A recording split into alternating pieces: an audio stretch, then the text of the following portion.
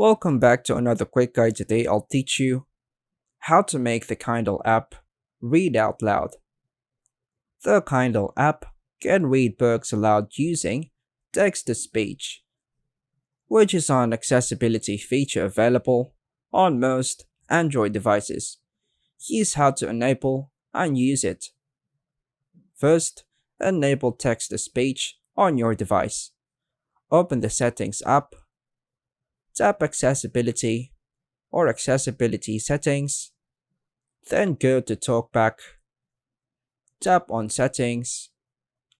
Under the text to speech output section, choose a preferred TTS engine, for example, Google or Samsung text to speech.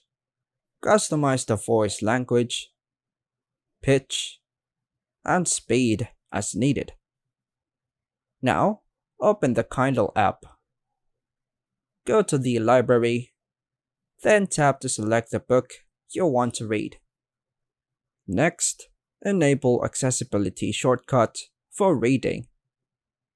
Turn on the screen reader, also known as TalkBack.